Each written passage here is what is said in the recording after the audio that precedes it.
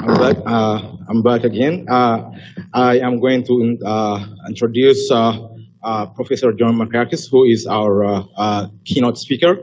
I am honestly humbled and really excited to have the opportunity to introduce Professor John Markakis. Professor John Markakis is a universally respected author and teacher, and he is one of the most authoritative profile and researcher on subjects and issues in Horn of Africa, Ethiopia, and Oromia at the same time. Professor Markakis is the first student to receive a PhD in government and African studies from Columbia University. Markakis has taught at 10 different universities in the United States, Europe, Africa, including Addis Ababa University, where he distinguished himself as a erudite thinker and much loved professor because of his fairness, objective, and popular, challenging, and progressive ideas. He served as a research fellow at 6 universities in Europe, Africa, and Japan. His teaching and fellowship credentials demonstrate his outstanding global reputation in the academic world. Professor Markakis has authored several books and reports. Among those, he is a distinguished and versatile scholar who has written extensively on political economy of African states with particular focus on Ethiopia. He has published 3 famous books on Ethiopia and 4 others on the Horn of Africa. He has edited different collections, still focusing on Horn of Africa, and prepared scientific reports on regional issues on the subjects of religious, ethnic conflict, pastoralism, cross-border trade, regional security, arms trade in the Horn of Africa. Especially one of the most fascinating and exciting book relevant to one of our undertakings today is his book entitled Ethiopia, The Last Two Frontiers, that was published at Oxford in 2011. In the book, he systematically analyzed how Ethiopian state has treated the Oromos and other conquered people. He also focused on the frontier areas of Ethiopia located in the lowlands. We strongly believe that Professor Markakis brings a wealth of knowledge, experience, scholarship, research to this enterprise. And we have high expectation that he is going to lay most forwarding speech in his time here. So please join me in welcoming Professor John Markakis.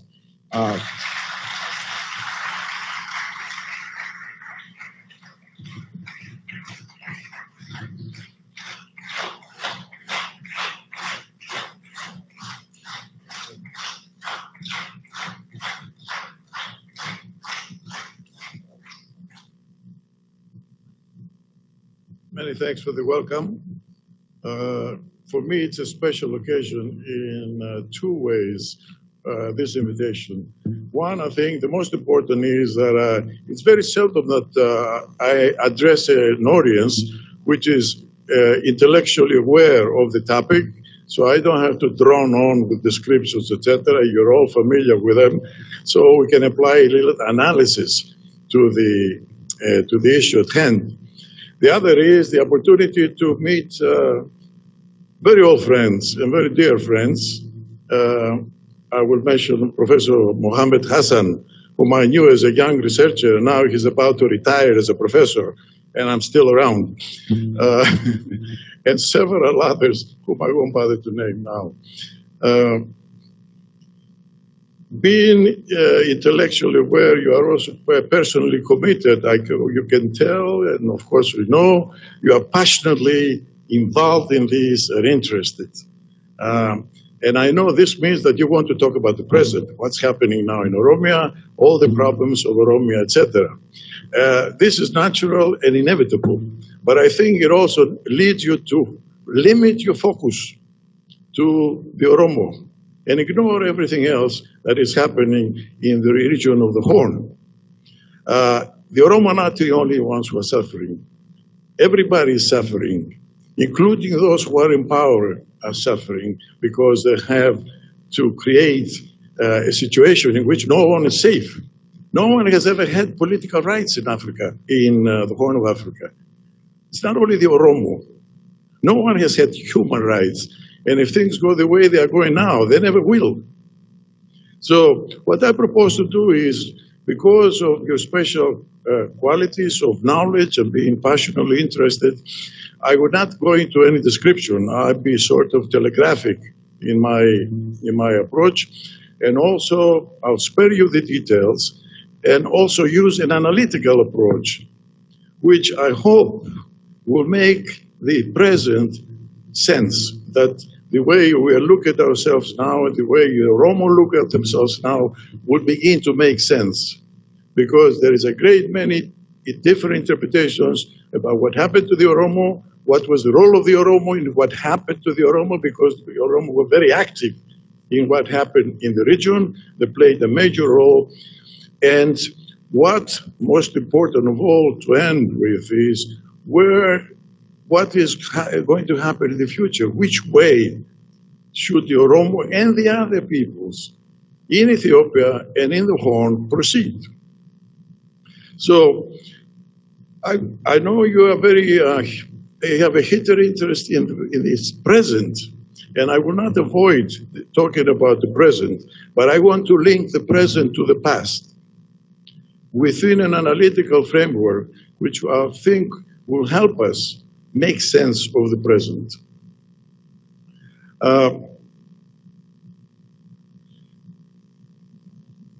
The analytical framework covers the entire Horn. As I said, what is the Oromo situation here is common to many people in the Horn, and the context within this situation develops involves the entire Horn, and also goes back, of course, many years, but I will think of the region and the time. The time frame is beginning with the decolonization period in the middle of the past century. Now, what happens in the Horn during that period? Since the 1950s, and not only Oromia and the Horn and Ethiopia, but bigger, the focus spreads out to the entire Horn of Africa. What is the primary feature of that history? It's conflict. You mentioned the word Horn, and the two things jump into mind: famine and conflict. One being, of course, the result of the other. Now, rivers of ink have been spent, and many notions and concepts have covered this concept of conflict. What are the causes of conflict? And there are as many, I believe, as there are conflicts. They can be religion, region, ethnic, tribe, clan, identity, whatever you want to call it. I've been wrestling with this for many years in my mind. And I finally decided to turn the thing upside down. Instead of looking for causes, to look at the consequences. What are the consequences of this past in the Horn that we can see because they are in front of us? What happens at the beginning of the decolonization period in Africa? African nationalist leaders made a decision at the very beginning. We are going to accept the colonial borders, the colonial map. We don't want to start rearranging borders and claiming he belongs here and I belong there, etc. This was a very wise decision for the short run. It's now becoming doubtful whether accepting the Western model of the nation state was the best choice for Africa. But we leave that aside for the moment. Intrastate relationships in Africa have been quite peaceful. Very seldom you find one African state claiming land from its neighbor, or groups within a state saying, we don't belong here, we belong across the border. What happened in the Horn at the same time? All hell broke loose. A conflict of one against all began. immediately as the colonial powers were removed from the Horn. What was the struggle about? What was the conflict about? It was to rearrange the boundaries. Nobody accepted the colonial geopolitical framework.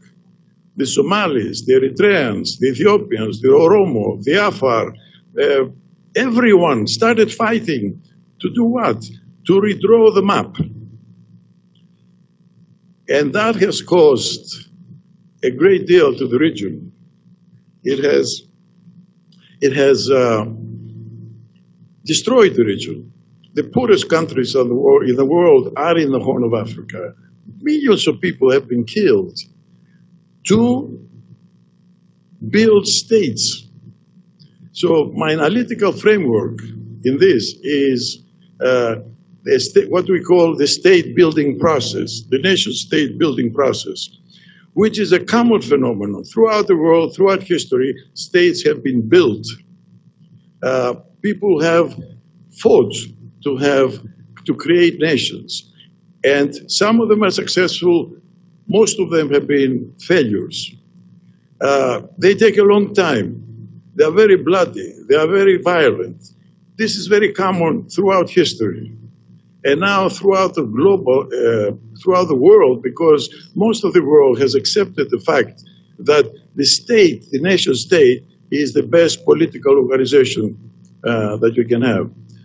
So in the Horn of Africa, we have a very violent struggle. Why? Because there are several state building projects competing with one another. It's a zero-sum game. You gain a little here, somebody else loses it there. So everybody is against everybody else. It started almost a century ago and it's going on today. There's no state in the whole of Africa that is not confronted with national liberation movements which try one thing or another, to join another state, to create their own state, etc. In other words, the process is endless and the conflict continues today, and none of the original conflicts have been resolved. So the Horn holds several records in Africa. It has two successful secession movements that succeeded in breaking away from a state. It has the first and only so far genuine collapsed state in Somalia. It's had more coups d'etats. It had the longest military governments. And of course, you're all familiar with this, so I won't go on and on.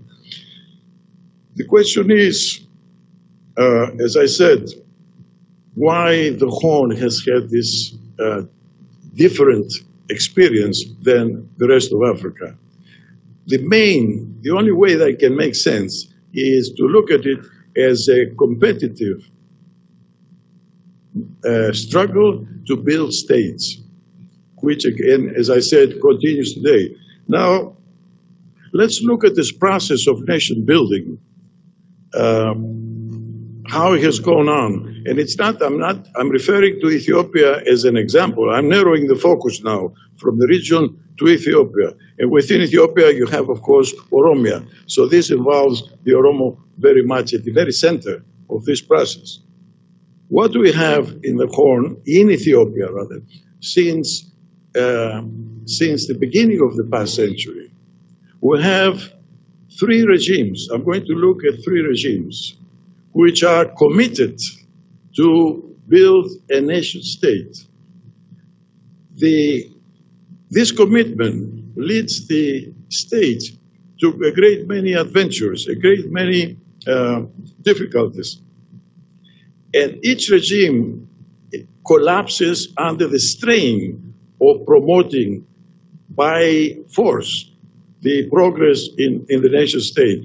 One regime collapses, another regime comes, and it tries a different way to rearrange this, to see how it can be more successful, more economical, and with a better prospect of success. That regime also collapses, and another one comes. And of course, in each stage, the Oromos are involved very much. both as actors and as victims. We must not forget. So I look at three regimes to see how this process goes on. We have the imperial regime, we have the military regime, and we have the current regime. Let's call it federal, the federalist regime. Now, each regime has its own ideology and identity in mind. What does that concern? Who is an Ethiopian? What is the definition of an Ethiopian?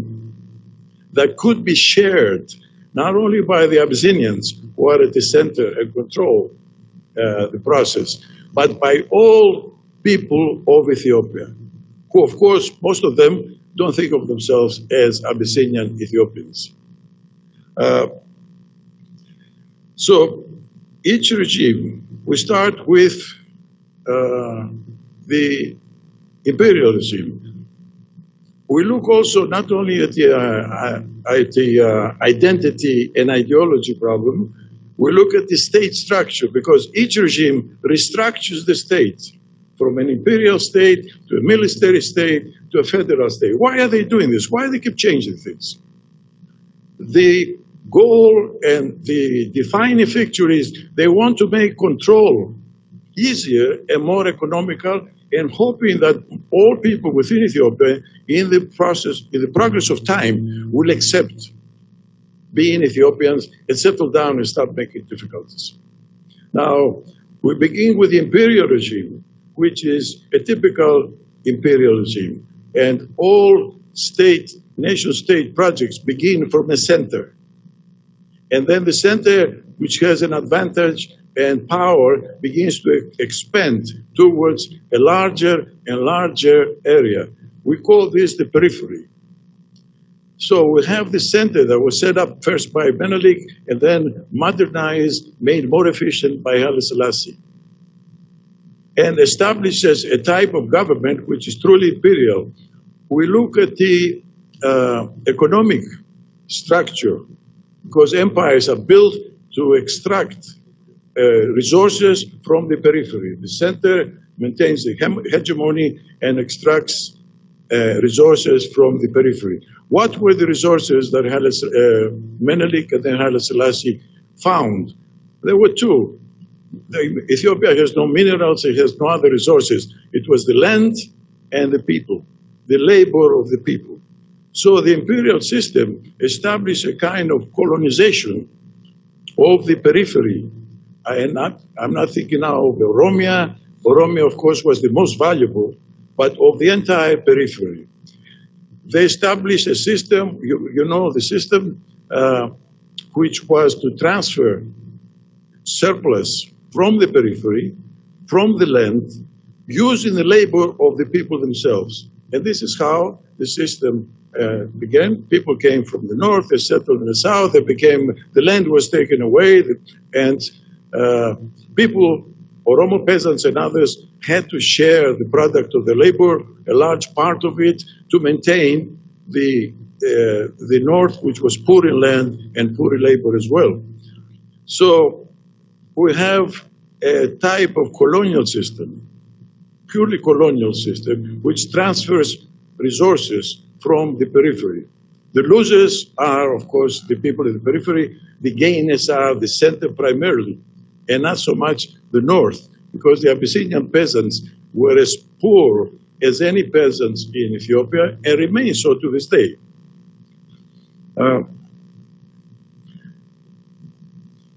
No colonial system ever existed that it did not recruit support from the local people themselves. Though we have the elite in the center who hold the decision-making power, but the administration of the colonial system is done by the local people. All I have to do is to mention the word Balabat, the Balabat net. Otherwise, Haile Selassie could not hold the empire together, could not rule it. The Balabats were there, they represented the local people, and they were executed administrative power for the Ethiopians, for the center. And they were rewarded by themselves taking surpluses from their own people They took land from their own people, and they took labor from their own people. And many of them, and the most famous ones, were Oromo. Let's not discard that part of history and call it feudals, etc. They were Oromo, and they were people accepted by the Oromo as the natural leaders, but of course, they served the colonials. They served the center, the Abyssinian center. What happened during this period? A certain progress towards integration of the Ethiopian nation state was made. First of all was economic integration, because there was the major interest was how to transfer surplus. So infrastructure was built to a certain extent. Laws were passed for commerce. An primitive administrative setup was set. So the highland periphery, I'm leaving the lower periphery out, the highland periphery, much of it Oromo, was brought into an economy, a national economy. And this was progress towards integration. Now, the ideology, of course, of the imperial regime was that this is a Christian state, a Christian Abyssinian state, and if anybody doesn't like it, either can leave or assimilate. They were in a lackadaisical, inefficient way, expecting that more and more people in the periphery would assimilate. They were not wrong. A great many did become assimilated. A great many Oromo, more than any other group, Oromo assimilated and became part of the center, became part of the ruling elite. However, assimilating, trying to impose assimilation, trying to take the surplus, trying to exploit labor, etc., under a very authoritarian system, but a very ineffective authoritarian system, because Haile Selassie could make a decision, but by the time he reached the periphery, it had been so watered down that it wasn't actually very effective. So we have a state, a center, which controls the periphery, but in a rather inefficient way. When resistance from the periphery starts, then the problems begin. And we know resistance everywhere, including Oromia, Eritrea, Somali areas, Bale, whatever have you. The state had to militarize. And the Ethiopian state becomes militarized, and so does the society becomes militarized. Both the periphery becomes heavily armed, and the state even more so. This is one consequence. But the pressure from the periphery begins to shake the imperial regime. And it ultimately, the center collapses. What do we mean by the center collapses? It was the Abyssinians who brought down Haile Selassie. It was the army that brought down Haile Selassie. The resistance in the periphery created the pressure which forced the collapse of the center. But you must keep this in mind also for future references. The resistance from the periphery did not bring the regime down. It was a long-range factor. The immediate factor was that the center divided. The center divided, and the regime collapsed like a pack of cards. A new regime comes in, the military regime, a new identity. They see that the periphery is reacting violently against this assimilation process, the Amharization process. So let's try to cover this up, to change it somewhat, make it more palatable. So we drop the Abyssinian identity, we adopt a class identity. We are a Marxist state. We are between workers and peasants, the exploited, and the feudals. Now the feudals are gone. What are you worrying about? What are you rebelling about? You have no reason to rebel. So this becomes the new identity, a class identity for the Ethiopian nationality. The regime also does other things. trying to ease the tension and the burden of controlling the periphery. What does it do? The biggest step that it took, it was nationalization of land. No longer balabats, no longer naftenias. You are now free. You have your land. And this is very successful.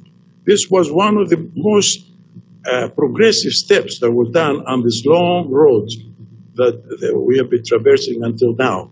It broke the link between ethnicity and property, between ethnicity and class. So the peasants, the Oromo peasants, they fought for the regime. They fought for a long time until things began again. The pressure began to become too great on the center. A new structure of a state. They created a new state, completely militarized. What does that mean? That means that the center became now very tightly organized, and its hegemony over the periphery, its power over the periphery became very great.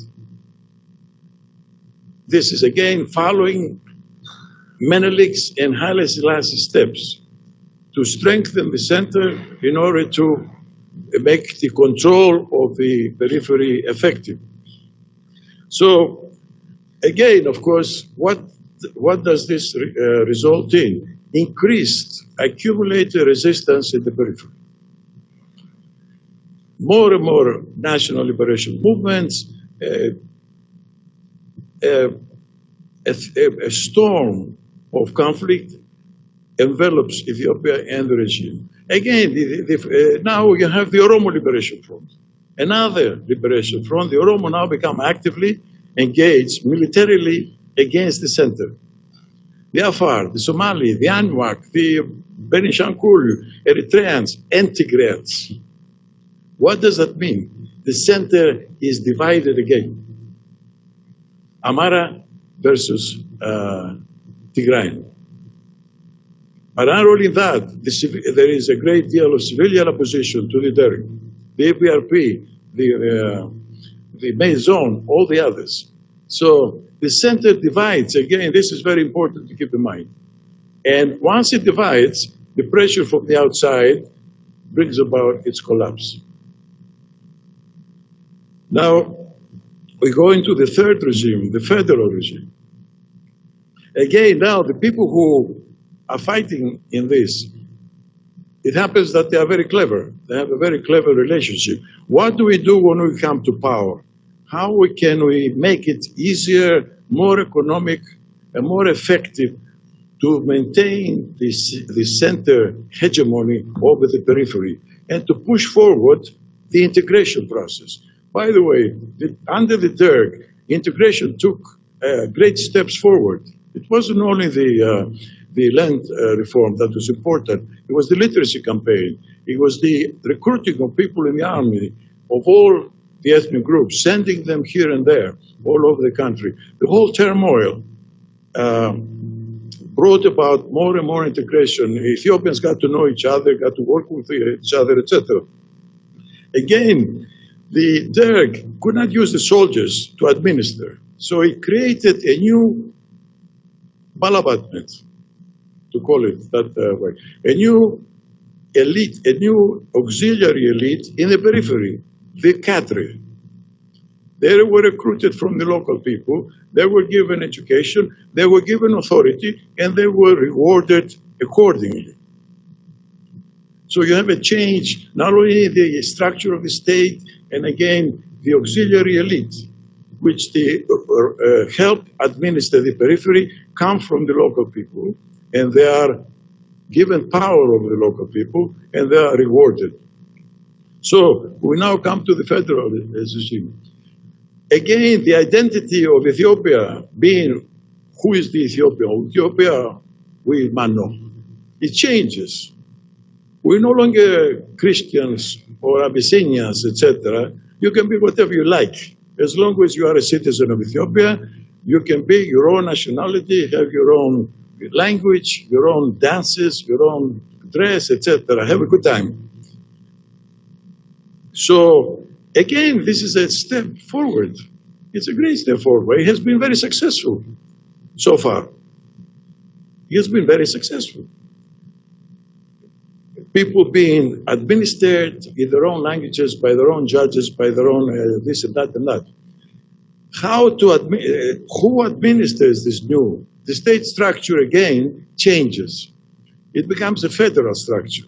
On paper, it's the most liberal federal state in the world, and obviously it's not going to work. Everybody knows that. So stop bitching about the Constitution and what it says, etc. All these are nonsense. Everybody knows that it cannot be. The center is not going to share power equally with the periphery. What does it do, however? It creates a new auxiliary elite. It creates a new balabat, the opidios. But it gives them administrative power, and from that they draw a lot of wealth. Go to anywhere in Ethiopia, in the periphery, you see who's built the first hotel, who's built the first restaurant, and who's built business, etc. These are the new rulers, auxiliary rulers of the periphery, the opidios. Again, everybody takes part in this. Everybody takes a share of this cake. Don't complain about Oromo being victimized. There are Oromo who have gained a great deal from this. This analysis begins to illuminate what is happening, the continuity of the Ethiopian nation-building state, how clever it has been, although it has done a lot of damage, it destroyed a lot, but at the same time, it has moved forward with the building of a nation state.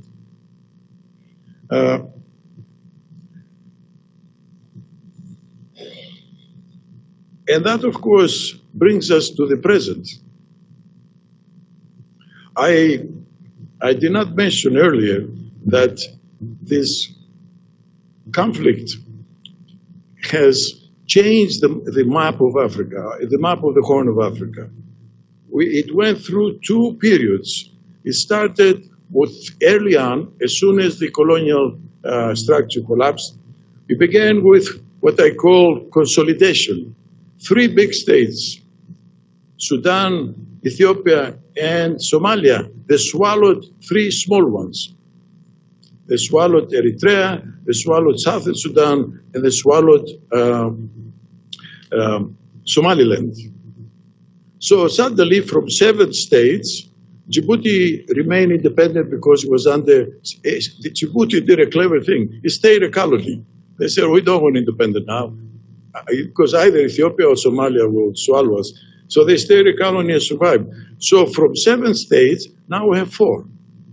Each of those goes through the same process that I described now. Particularly Sudan is a perfect fit for this sort of analysis.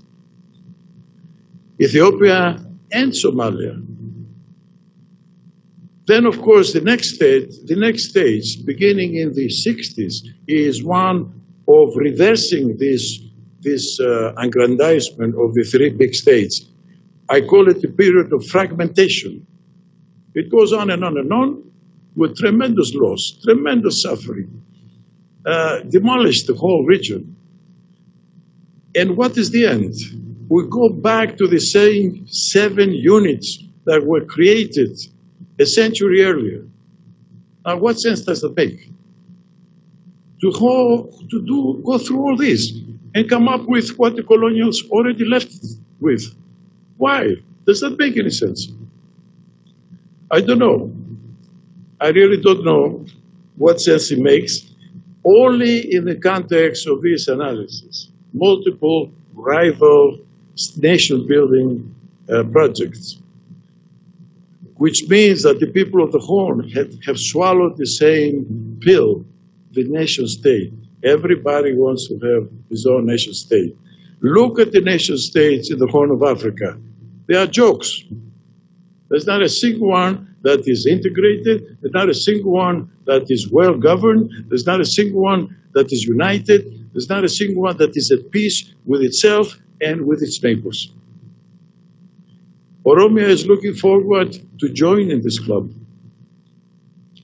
I think he has to learn from the experience of its neighbors.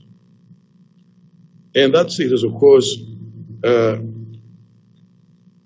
it's not easy, but it has to be, this beginning towards thinking out of this has to start. And when you think, now speaking of the Oromo situation, now its problems, there are certain things that it has to take into account. I call this drawn from the history. There are certain things that are fixed, that are not changing. This we call structural factors that apply. One of them, particularly for Ethiopia, is overwhelming concern for national security and territorial integrity. Overwhelming. Security is at the top and it trumps all others. Why?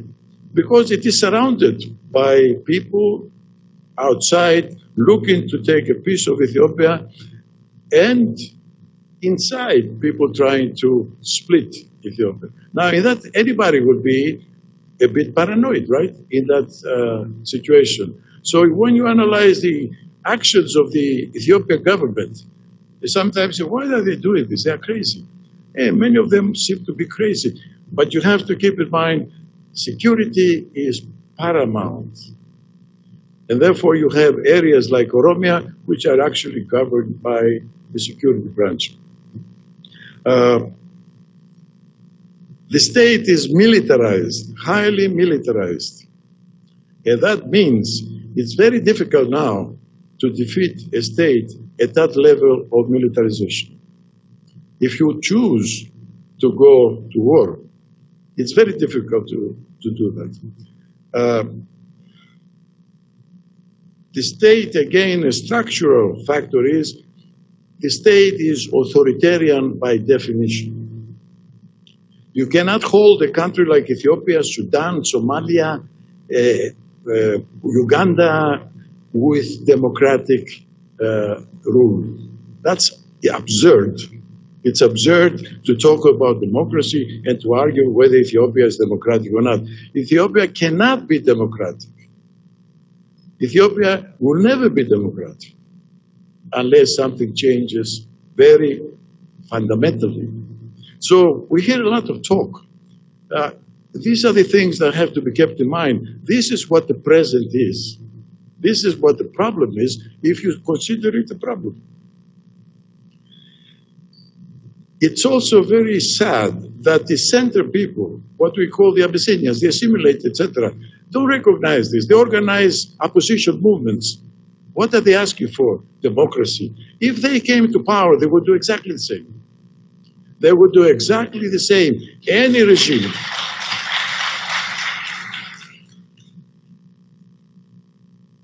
The other structural factor is, which gives some room for maneuvering, is there's a constant concern that this relationship, center, periphery, be improved, be smoothened, be made easier, be made more economical. So things can be given, administrative power, cultural freedom, a great many things. The only thing that would not be given is a share of power, weakening the center. The center will have to maintain its dominant position. Finally, another structural factor, again, that bears on all these issues is that the external factor. The Horn is an open hunting ground for foreign powers. It has been for a long time because the local people have invited it to come in, give us arms, give us this, give us another thing to fight each other. So the United States, Russia have played a dancing in the area. Well, you change partners, I change partners, but it's always the same thing. The foreign factor is there. And the foreign factor funds the militarized state. And that will remain fixed. That will not change either. I don't know whether Obama is in power or Jesus Christ comes to power. He'll do the same thing. You saw this ridiculous performance of Obama a few days ago, and they can say such things. How can they? I don't know. Anyway, now, therefore, what the Oromo situation now confronts these structural factors, controls this. Oromo now have to decide what to do from now on. They have to decide. And these are very painful decisions. In or out? You're going to stay in Ethiopia or you're going to go out? Make up your minds. And if you decide one or the other, how are you going to do it? Are you going to fight? If you stay in, fight for power? Or wait? If you go out, are you going to fight Ethiopia? For what? To get a state like South Sudan? I won't even guess what anybody can do in this situation. But what I say is that Oromo must start thinking about it in this context. This is the structure. You have to work within it. So you have to gain a kind of solidarity and unity and decide on a course. I said in my book, if and when the Oromo decide how to proceed, then the future of Ethiopia will be decided. That will be decided. One last comment. We heard today here and always this narrow concentration on the Oromo and their problems. They are not the only ones who are suffering in Ethiopia. There are others who are suffering more. Somali are suffering more. The Anuak are suffering more. Many others are suffering more than the Oromos. And you are, I don't say you, I don't know you personally. The Oromo political discourse ignores them. Instead of trying to build bridges and alliances, no, Oromia umberales. This is the wrong attitude to cultivate, I think, whatever you decide to do. Thank you very much.